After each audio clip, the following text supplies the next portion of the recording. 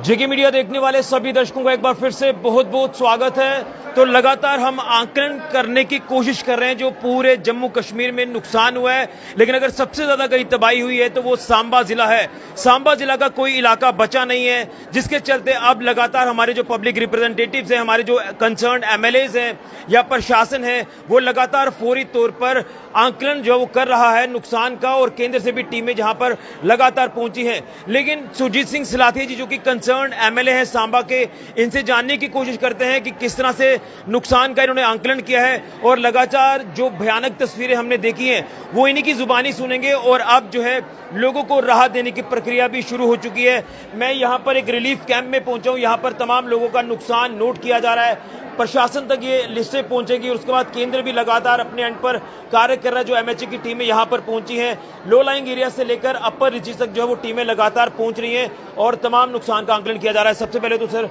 मैं यही कहना चाहता हूं कि स्थिति पर लगातार आपने नजर रखी है, एक एक इलाके में आप जा रहे हैं, कहां पर वो सुंब के बेली सरला इलाके हैं जहां पर रोड कनेक्टिविटी पूरी तरह से धाराशायी हुई है, नड सबसे ज्यादा प्रभावित हुआ है। किस तरह से स्थिति को देख रहे हैं, मैं आपकी जुबानी जानने की कोशिश करूंगा, क्योंकि हम भी लगातार ग्राउंड पर देख रहे हैं कि प्रशासन और आप मिलकर कार्य तो कर रहे हैं, लेकिन हम भी जहां पर पहुंच रहे हैं वहां पहुंचना मुश्किल है। किस तरह से आंकलन किया जा रहा है, कैसे लोगों को नुकसान की भरपाई करनी?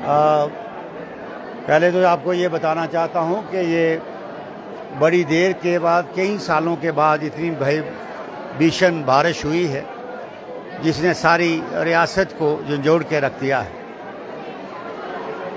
आज ये 26 तारीख को हमारे यहाँ बारिश शुरू हुई थी, तो हम 26 तारीख से ही इस काम पे लगे हुए हैं कि जहाँ भी लोग हमारे फंसे हुए थे, पानी में थे या कहीं पानी आ गया था, कहीं रास्ते बंद थे, तो उसका प्रयास हमने एडमिनिस्ट्रेशन के साथ मिल के किया है, जिसके रिजल्ट्स भी बहुत अच्छे सामने आए हैं। एक तो जानी नुकसान से हमारा बचाव हुआ है, क्योंकि आमली में लोग फंस गए थे, आपके पुलिस लाइन के पास फंस गए थे। एनडीआरएफ ने और आर्मी ने, डिस्ट्रिक्ट एडमिनिस्ट्रेशन की डिप्टी कमिश्नर जो नई आई है, उन्होंने भी यहाँ बैठ के सारा मॉनिटर किया और हमने लोगों को निकालने का काम किया, जिसके साथ हमारे लोगों की जान बची है। रोड कनेक्टिविटी टोटल तबाह हो चुकी थी, उसका काम भी हमने शुरू करवाए 26 तारीख से लेके ही।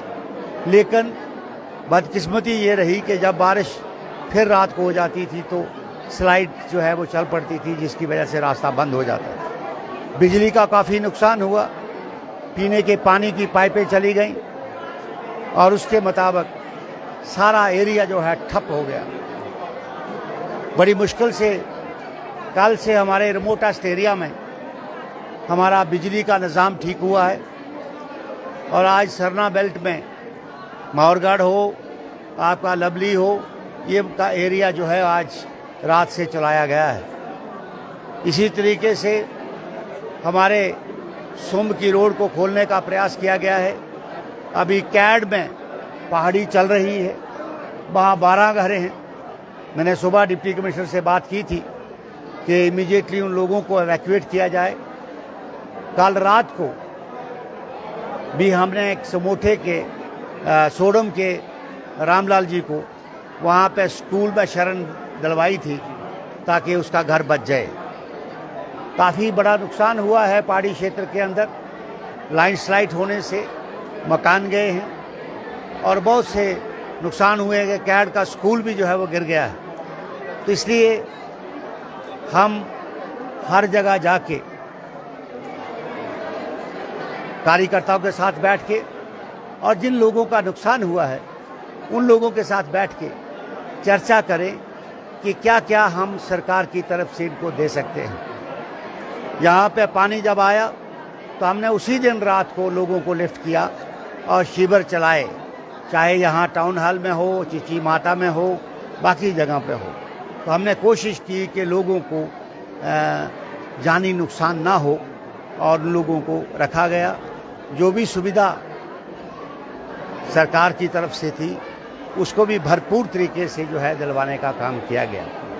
इसी के सिलसिले में आज मैं घुघवाल में था, और गगवाल में भी मैं सुबह से 3 घंटे वहाँ बैठा हूँ, लोगों की बातें सुनी हैं और जो भी लॉसेस हुए हैं उस लॉसेस का एक लिस्ट और एक मेमोरेंडम तैयार किया जाएगा और ये डिप्टी कमिश्नर सांबा के हवाले किया जाएगा।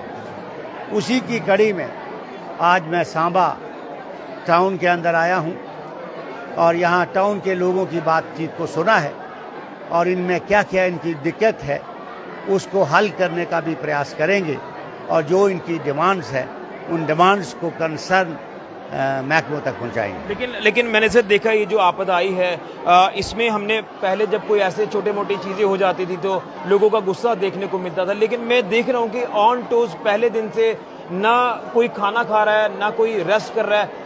तमाम पब्लिक रिप्रेजेंटेटिव्स आप हैं, प्रशासन है, वो फौरी तौर पर अलग अलग इलाकों में पहुंच रहे हैं और हम स्थिति पूरी देख पा रहे हैं। कितना बड़ा चैलेंज है आपको ये तमाम जितना नुकसान हुआ है उसको रिस्टोर कराना, जैसे आपने रोड कनेक्टिविटी का जिक्र किया है या फारफ्लंग एरियाज में कहीं रास्ते बह चुके हैं, यहाँ पर मात्र कनेक्टिविटी सिर्फ और सिर्फ बसंतर दरिया है, लोग वहाँ के वहाँ हैं, यहाँ के यहाँ हैं। कितना आप जहन में ये चीज़ें रख रहे हैं कि ये जो मायूस चेहरे हैं इनके मायूस चेहरों के ऊपर किस तरह से वो रौनक वो खुशी वापस लानी है? देखिए, हमारे पहाड़ी क्षेत्र में सबसे ज़्यादा नुकसान ज़मीनों का हुआ है और 2 बड़े दरिया यहाँ लगते हैं, एक तो बसंतर है, दूसरा देवक है। इन दरियाओं ने काफ़ी नुकसान किया है। मैंने होम मिनिस्टर ऑफ इंडिया से भी जिस दिन हमारी मीटिंग थी मैं ये विषय उनके नोटिस में भी लाया कि इन दरियाओं को चैनलाइज किया जाए ताकि इन फ्यूचर लोगों का नुकसान कम हो। इसके साथ साथ जिन भी लोगों का फसल का नुकसान हुआ है उसके लिए सरकार जो है वो तैयारी कर रही। यहाँ पे सेंटर की टीमें आ रही, वो भी अपना असेस कर रही और तमाम हमारी डिस्ट्रिक्ट एडमिनिस्ट्रेशन के पटवारी से लेके नीचे तक जितने भी ऑफिशियल्स हैं वो सारा अपना अपना काम कर रहे हैं ताकि ये जो आप कहते हैं कि लोग सड़कों पे नहीं आए, ये सारा कार्यकर्ता का काम है।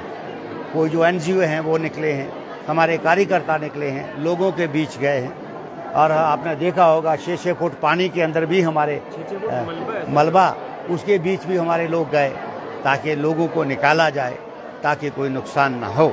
इसके लिए मैं तमाम जितने भी NGO हैं, जितने भी पार्टी के कार्यकर्ता हैं जो दिन रात जुड़े हैं लोगों के साथ काम करने के लिए, उसी तरीके से हम सब मिलके इस आपदा से हम निकल पाएंगे और जल्द ही रोड कनेक्टिविटीज़ का काम जो है वो स्टोर किया जाएगा। लेकिन उम्मीद क्या जताएं जो इस समय हालात है नड और सुम का जो इलाका है इसे रेस्टोर करने में थोड़ा सा अभी दिक्कत जो वो आ रही है, क्योंकि जब जैसे आपने कहा कि काम शुरू करते हैं तो बारिश आ जाती है, दोबारा से वही हालात हो जाते हैं।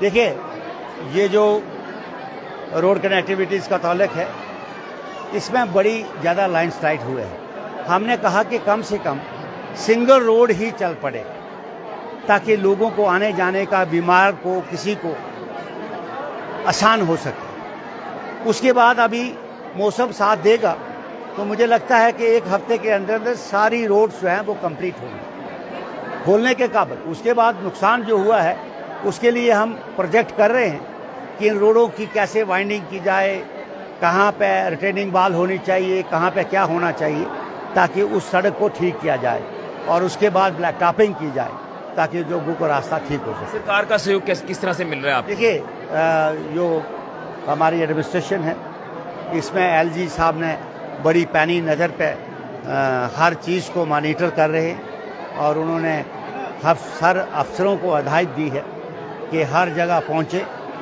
लोगों की बात को सुने और जो लॉसेस हुए हैं उनको आप प्रोजेक्ट करें ताकि ज़्यादा से ज़्यादा लोगों की मदद हो सके। चलिए, बहुत धन्यवाद। तो सुरजीत सिंह सलाथिया जी ने विस्तार से बताया है कि जो हालात पूरे सांबा जिला में बने हुए हैं वो काफ़ी भयावह हालात हैं और स्थिति इस कदर है कि सुम इलाका इतना ज़्यादा प्रभावित है कि रोड कनेक्टिविटी जो बहाल करने की कोशिश की जा रही है। काफी ज्यादा चैलेंजेस जो वो प्रशासन के लिए बने हुए हैं। मैं धन्यवाद करूंगा डीसी सांबा आयुषी सूदन जी का, इसी के साथ साथ आपके एसीआर सांबा है, तहसीलदार सांबा, या जो भी अधिकारी अलग अलग विभाग के, वो चाहे पीएचई के हैं या पीडीडी के हैं, या जो भी नुकसान हुआ उसका आंकलन किस तरह से किया जा रहा है। और अभी भी मेरे पीछे आप देख सकते हैं कि जहां पर जो आंकलन किया जा रहा है सांबा में नुकसान का, जो जिन लोगों को नुकसान हुआ है वो लोग यहां पर पहुंचे हुए हैं रिलीफ कैंप्स में यहाँ पर, और इनका जो नुकसान है उस नुकसान का जो आंकलन है वो किया जा रहा है। रिपोर्ट्स तैयार की जा रही है और रिपोर्ट्स तैयार करके जो है वो प्रशासन को सौंपी जाएंगी। खासतौर पर केंद्र सरकार की अगर बात करें तो केंद्र सरकार की टीमें भी यहाँ पर लगातार जो वो जम्मू कश्मीर में पहुंची, और सांबा जिला की अगर बात करें तो सांबा जिला में भी अलग अलग टीम जो वो पहुंची है।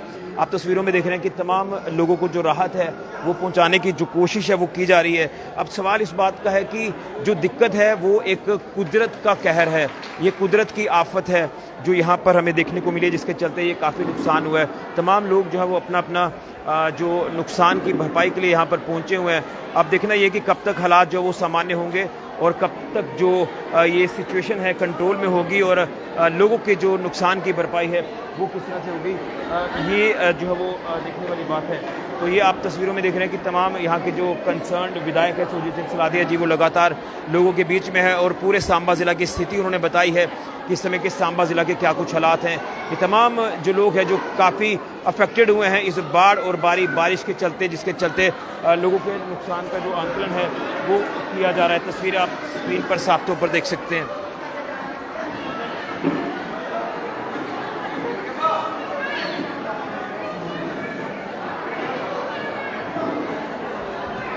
तो ये इस समय की स्थिति है और सुरजीत सिंह सलाथिया जी ने पूरा विस्तार से अपडेट किया है। तो अब देखना है कि क्या कुछ हालात कितनी जल्दी ठीक होते हैं, क्योंकि लगातार प्रशासन ऑन टोज काम कर रहा है, यहाँ के विधायक ऑन टोज काम कर रहे हैं और लोग मायूस हैं, लोगों के चेहरे मायूस हैं, क्योंकि बहुत ज़्यादा नुकसान लोगों का हो चुका है। तो स्थिति के ऊपर पूरी तरह से कंट्रोल करने की कोशिश जो वो विधायक यहाँ के हों या जो भी हमारे पब्लिक रिप्रेजेंटेटिव्स हैं, जहाँ हमारा प्रशासन है, वो लगातार फौरी तौर पर कार्य कर रहा है लोगों को राहत पहुँचाने के लिए। फिलहाल के लिए ऋषि गुजरिया, जेके मीडिया को।